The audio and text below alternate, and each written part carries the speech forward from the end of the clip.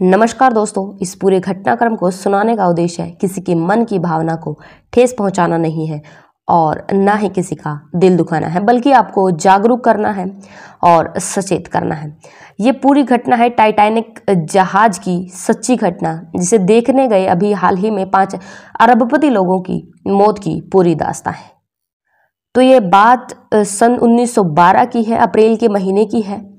रात की ये बात है कि दुनिया का सबसे बड़ा पानी का जहाज टाइटैनिक, जिसके ऊपर एक मूवी भी बनी है, पूरी एक फिल्म बनी है टाइटैनिक जहाज के ऊपर, ये वही टाइटैनिक जहाज है, अपनी यात्रा पर निकला हुआ था। अचानक खबर मिलती है कि ये जहाज डूबने वाला है।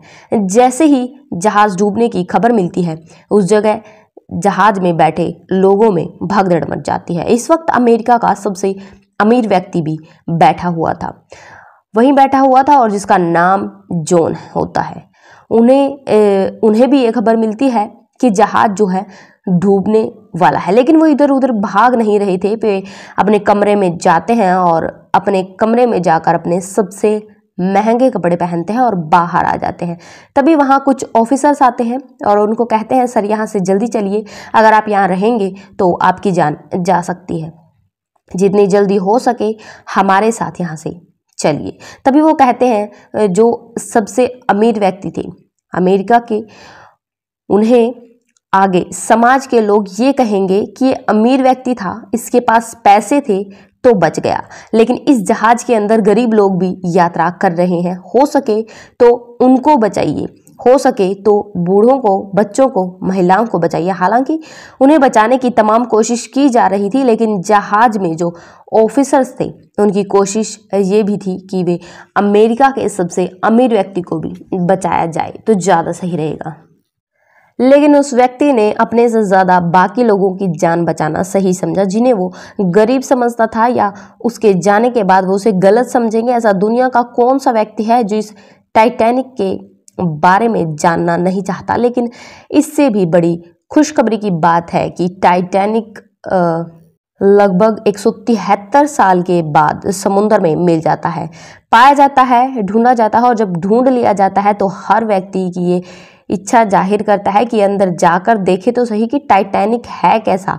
बहुत सारे लोग हैं जो अंदर जाते हैं, आते हैं, घूमते हैं, समुद्र में जाते हैं और टाइटैनिक की खूबसूरती को निहारने की कोशिश करते हैं।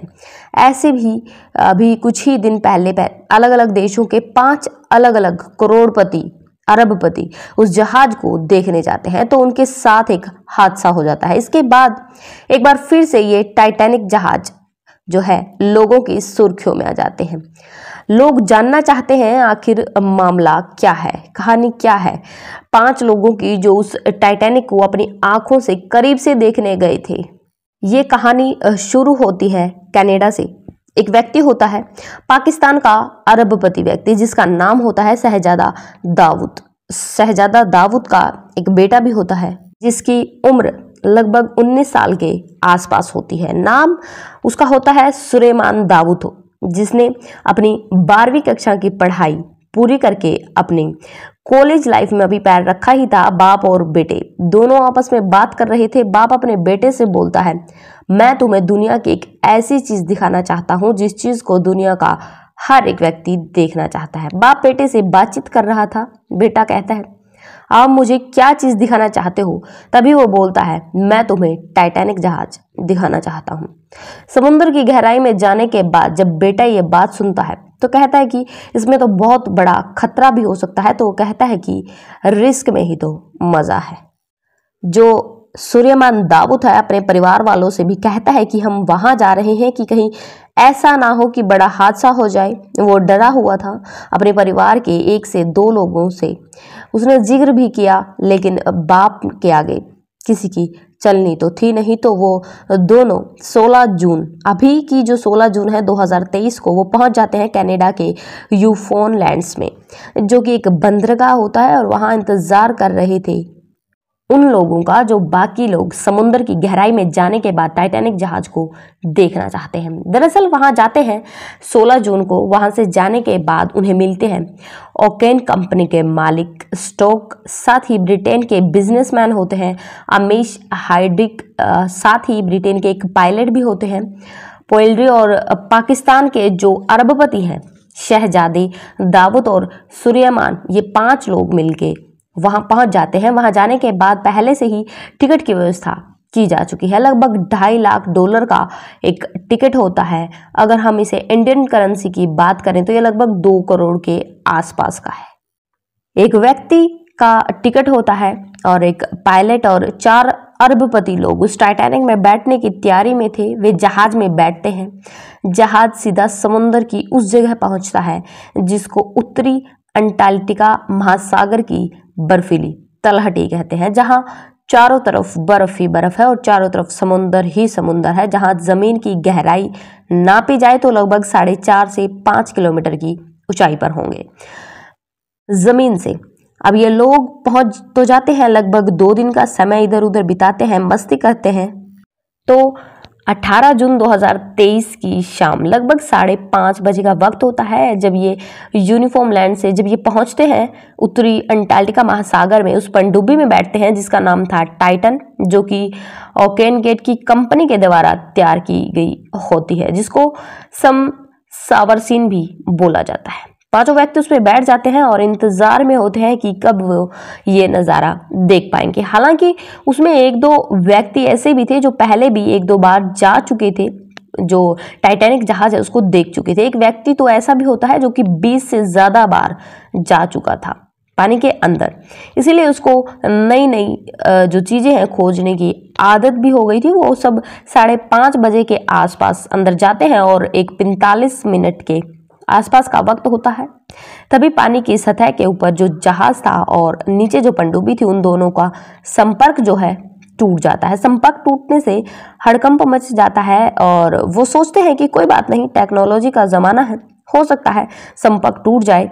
जोड़ने की कोशिश करते हैं। 10-15 मिनट बीत जाते हैं तो डर लगने लग जाता है, कुछ बात तो हो गई है। तभी वो सूचना देते हैं अमेरिका को, कनाडा को, फ्रांस को, ब्रिटेन को, जो इसके एयरक्राफ्ट होते हैं, कास्ट होते हैं, उनको सूचना दी जाती है कि ऐसी एक पनडुब्बी है जिसमें दुनिया के कई अरबपति व्यक्ति जो हैं उसमें टाइटैनिक जहाज को देखने के लिए गए हैं, उनसे हमारा संपर्क टूट चुका है और इससे हमारी मदद कीजिए। बस इतना ही कहना था कि कई देशों के लोग, कई देशों के जो कास्ट थे वो लग जाते हैं इसमें ढूंढने के लिए, कोशिश करने के लिए, क्योंकि उसका अगर हम पैकअप की बात करें तो पैकअप जो उस पनडुब्बी का था 96 घंटे 96 आवर का पैकअप था। उसमें ऑक्सीजन वगैरह थी। हालांकि इसकी टेक्निकली ये भी था कि जो 2 घंटे जाने में लगते हैं, 2 घंटे आने में लगते हैं, 4 घंटे उस जो टाइटैनिक का है जहाज उसको देखने थे, उसे करीब से निहारने के थे। लेकिन अभी तो 2 घंटे ही हुए थे, यानी कि 1 घंटा 45 मिनट ही हुए थे, तब संपर्क जो है टूट जाता है और इसके बाद संपर्क जोड़ने की लगातार कोशिश की जाती है। जब 96 घंटे बीत जाते हैं तब लगता है कि अब संपर्क हो ही नहीं पाएगा, ऐसा ना हो कि इनके साथ कोई हादसा हो गया हो। दुनिया के कई ऐसे देश थे जो ये पता लगाने में लगे हुए थे कि वो पनडुब्बी है कहाँ, किस लेवल पर है, ये ढूंढने की लगातार कोशिश कर रहे थे। रोबोट भेजे जाते हैं और दुनिया की टेक्नोलॉजी थी, जिस देश के पास जो भी था वो अपने अपने हिसाब से कोशिश कर रहा था। और 23 जून को आखिरकार सुबह का वक्त था, ये सूचना मिल जाती है कि जो उत्तर अंटार्कटिका महासागर की बर्फीली तट है जहां ये टाइटैनिक है, उसकी ज़मीन में 1600 किलोमीटर दूर जो ओकेनगेट है, पनडुब्बी है, वो मिल जाती है। उसके 5 अलग अलग टुकड़े मिलते हैं, पीसेस मिलते हैं। जैसे ही ये सूचना मिलती है, वो अरबपति बाप बेटे पाकिस्तान के अरबपति हैं, जो ब्रिटेन का या वो जो बाकी के जब अरबपति थे वो अब रहे ही नहीं, यानी कि जब वे व्यक्ति यहाँ से गए थे तब वे याद आते हैं तो जांच पड़ताल शुरू हो जाती है। एक धमाके की आवाज़ आई थी, ब्लास्ट की आवाज़ आई थी। वो ब्लास्ट किसी और चीज़ का नहीं था बल्कि उसी पनडुब्बी का था जिसमें ये अमीर लोग बैठे हुए थे, जिस पनडुब्बी से टाइटैनिक को देखने की यात्रा, टाइटैनिक को निहारने के लिए गए थे। शायद उन अमीर व्यक्ति के जो चिथड़े थे या तो उड़ चुके थे या तो उनके शरीर वहां से निकल चुके होंगे या मछलियों ने खा लिए, जिसकी वजह से उनकी बॉडी मिल नहीं पाई। अभी भी कई ऐसे देश हैं जो ये पता लगाने की कोशिश कर रहे हैं आखिरकार हुआ क्या था, ये ब्लास्ट कैसे हुआ था। ये जो कि ऐसा पहली बार नहीं हुआ। ओकेन गेट कंपनी जो है ये ऐसी यात्राएं कराती रहती है, टाइटैनिक का दीदार कराने के लिए करीब से लेकर जाती है। पहले भी कई बार लोग गए हैं, एक दो व्यक्ति ऐसे भी हैं जो पहले भी कई बार जा चुके थे। लेकिन अभी सवाल यही है कि दुनिया के जितने भी देश हैं, जितने भी मुल्क हैं, 7 अरब से ज़्यादा लोग हैं, उनमें से बहुत से लोगों ये दुआएं कर रहे थे कि जो वो 5 व्यक्ति हैं वो सही सलामत लौटकर वापस आ जाए। लेकिन लोगों की दुआएं भी काम नहीं आई और पूरी दुनिया ने इस बात का अफसोस जाहिर किया। तभी पूरी दुनिया का सामने आखिरकार जो है ये टाइटैनिक का जो मामला है, ये टाइटैनिक क्या है, क्या इसका वाकया जो है हुआ है, इसे लोग क्यों देखने जाते हैं, ये है क्या चीज़। दरअसल टाइटैनिक 1909 की बात है। एक व्यक्ति होता है जिसका नाम होता है जे ब्रूस। वो कहता है कि दुनिया का मैं एक ऐसा जहाज बनाऊंगा जो समुद्र में चलेगा लेकिन कभी डूब नहीं पाएगा। यदि उसे डुबाने की कोशिश भी की जाएगी तो कभी डूब नहीं पाएगा। और वो उसको तैयार करता है और वो उसे तैयार करने में $7.5 का खर्च आ जाता है। उसे तैयार कराने के बाद 10 अप्रैल 1912 को पहली यात्रा पर निकला था। साउथम्पटन इंग्लैंड में एक जगह होती है, इसके जो भटगाह है ये दीदार के लिए ये खाने गाह है, ये दीदार के लिए खाना होने वाला था। और उस इलाके का जहाँ जहाँ तक ये सूचना गई कि पानी का एक बहुत बड़ा जहाज़ तैयार किया गया है। ऐसा कौन सा व्यक्ति है जो जहाज़ में बैठना नहीं चाहता था, और इसके लिए 2223 टिकट बिके थे। साथ ही जो चालक दल होता है उसके जो सुरकांश गार्ड होते हैं और नौकर चाकर होते हैं वो लोग 3000 के आसपास जो है व्यक्ति बताए जाते हैं, और जो इस जहाज में बैठने के लिए उत्सुक थे, खुशी जाहिर कर रहे थे। वो कह रहे थे कि हम दुनिया का एक इतिहास बनाने जा रहे हैं और दुनिया का इतिहास जब बनेगा तो हम लोगों को बताएंगे कि हमने ऐसे जहाज में यात्रा की है। सब कुछ ठीक चल रहा था।